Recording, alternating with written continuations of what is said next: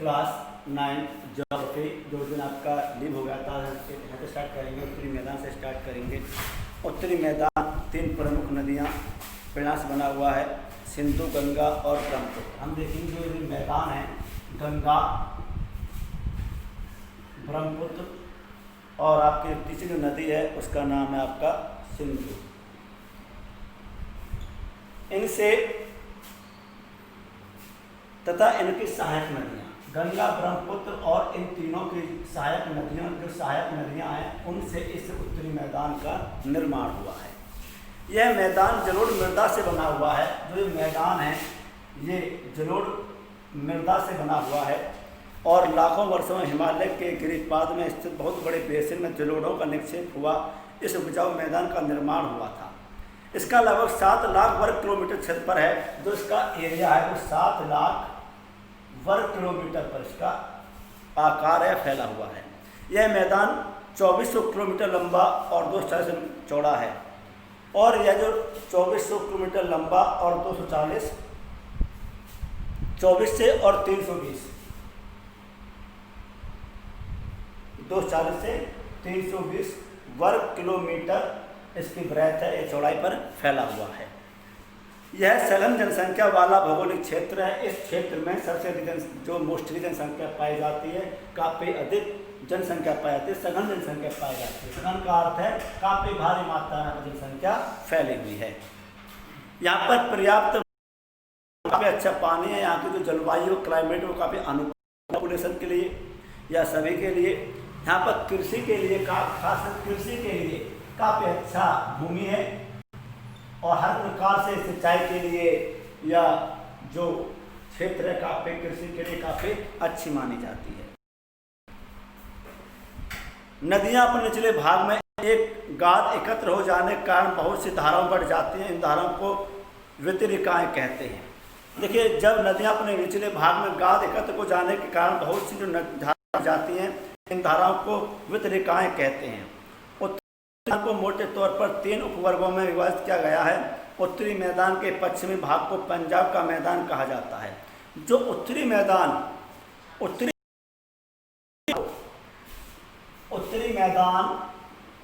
का पश्चिमी जो भाग उत्तरी पंजाब के नाम से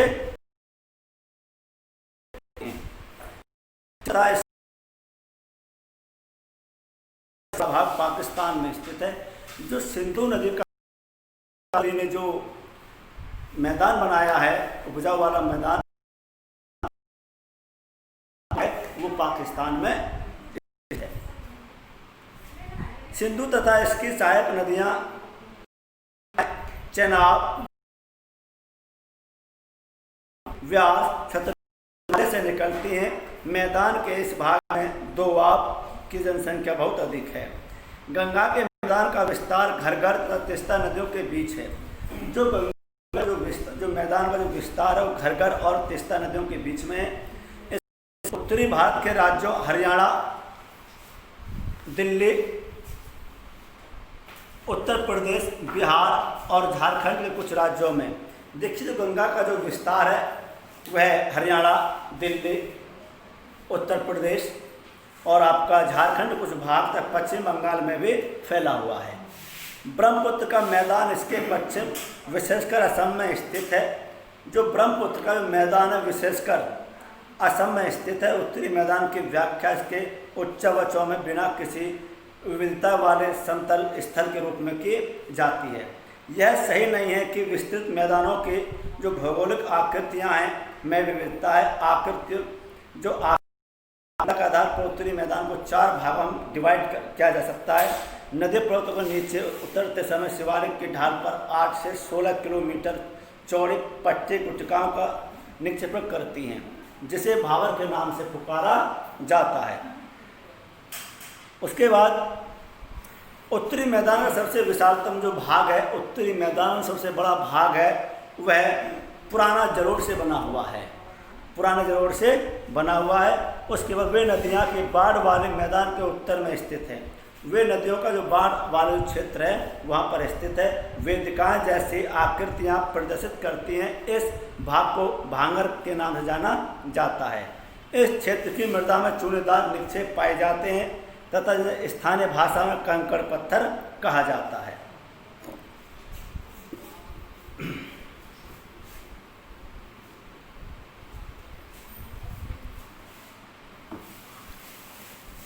प्रायद्वीपीय पठार,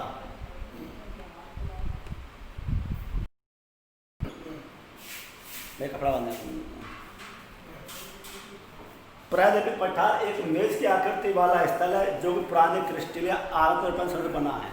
जो प्रायद्वीप है यह क्रिस्टलीय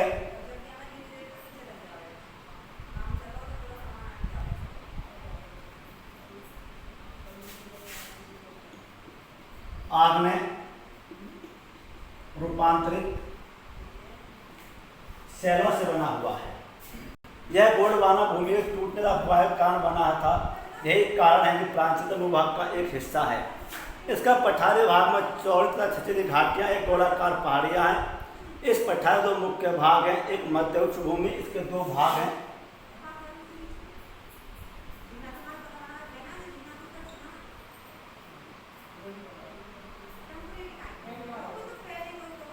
दक्कन का पठार, ये दो भागों में से बांटा जा सकता है। विंध्य श्रृंखला दक्षिण में सतपुड़ा रेंज उत्तर पश्चिम अरावली से घिरी हुई है। पश्चिम में धीरे धीरे राजस्थान में बलुई तथा पथरीले मरुस्थल में मिल जाता है। इस क्षेत्र में बहने वाली नदियाँ चंबल, सिंध, बेतवा, इस क्षेत्र में नदियाँ बहती हैं वो चंबल है, सिंध है और बेतवा है, ये नदियां बहती हैं।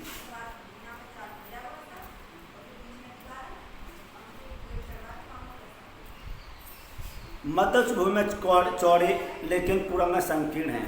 इस पठार के पूर्वी विस्तार का स्थानीय रूप से बुंदेलखंड के नाम से भी जाना जाता है।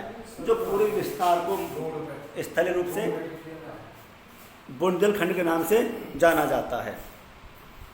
उसका हम देखेंगे दक्षिण के पठार के पूर्वी पश्चिमी सिरे से पूर्वी तक पश्चिमी घाट स्थित हैं। पश्चिमी घाट तक पश्चिमी तट के समांतर स्थित हैं। उसका हम देखें पूर्वी घाट और जो पश्चिमी घाट की अपेक्षा ऊंचे हैं। ये पूर्वी घाट है और ये पश्चिमी घाट है। तो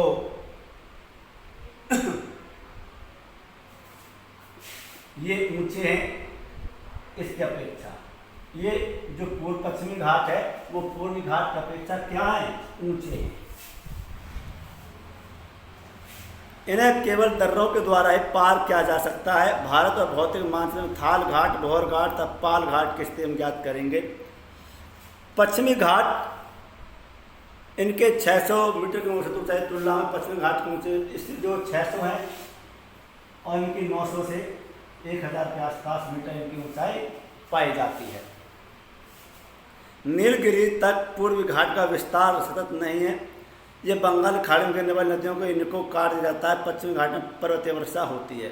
जो घाट में वर्षा होती है ये पर्वतीय वर्षा होती है।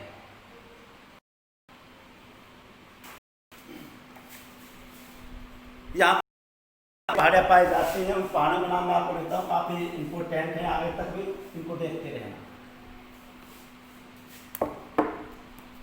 जैसे कि अनाईमुड़ी,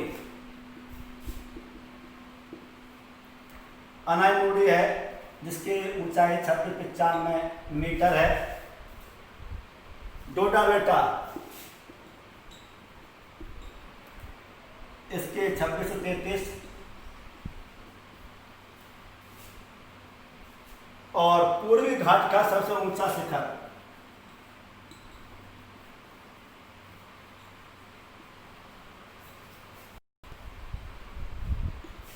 जिसका नाम है महेंद्रगिरी।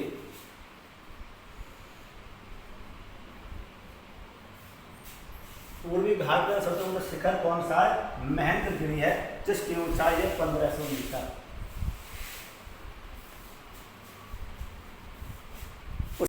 देखेंगे भारतीय मरुस्थल।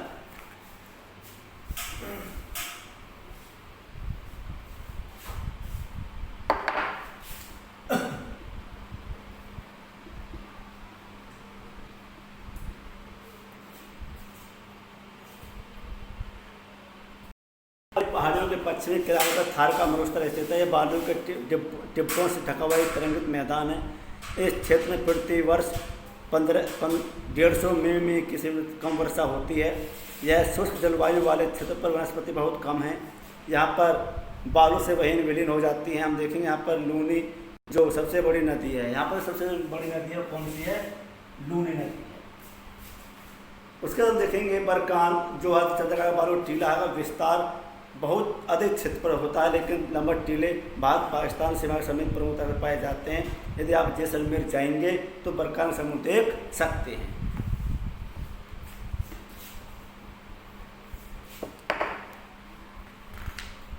उसके बाद तटीय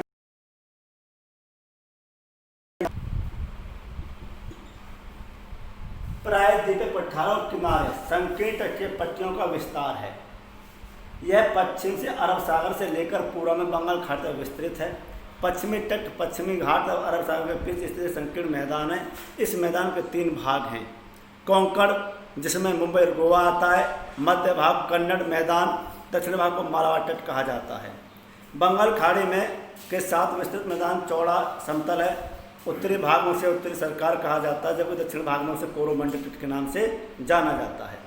यहाँ पर जो नदियाँ हैं, महानदी, गोदावरी, कृष्णा, कावेरी, ये नदियाँ पाई जाती हैं या बहती हैं। उसके बाद हम देखेंगे द्वीप समूह। भारत का प्रमुख स्थल है, अत्यधिक विशाल है। इसमें 2 द्वीपों काफी पाए जाते हैं। केरल के मालाबार तट के पास लक्षद्वीप की स्थिति को ज्ञात कीजिए। यहाँ पर मिनिकॉय, लकाद्वीप, अमन द्वीप के नाम जाना जाता था, और यहाँ पर जो 1973 में इनका नाम लक्षद्वीप रखा गया।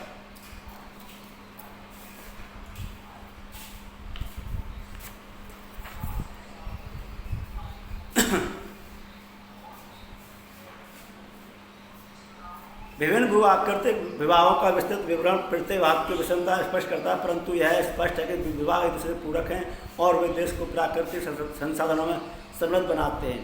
उत्तरी पर्वत जल वनों के प्रमुख स्रोत हैं। उत्तरी मैदान देश के अन्न भंडार हैं। इन्हें प्राचीन सभ्यताओं के विकास को आधार। इस प्रकार देश के विविध भौतिक और आकृतिक भविष्य में विकास की अनेक संभावनाएं प्रकट होती हैं। ये आपका जो 2nd चैप्टर है ज्योग्राफी का, ये कंप्लीट हुआ, और मैं आपके पास इसकी PDF फाइल सेंड कर दूंगा। यदि किसी को डाउट हो आप मेरे शेयर कर सकते हैं, और सेटअप पढ़ के देखना, क्योंकि टाइम बहुत कम है आपके पास। और जो इसे क्वेश्चन आंसर हैं वो फेनोटोप में करने हैं आपको। मैं आपके पास PDF फाइल भेज दूंगा। Thank you.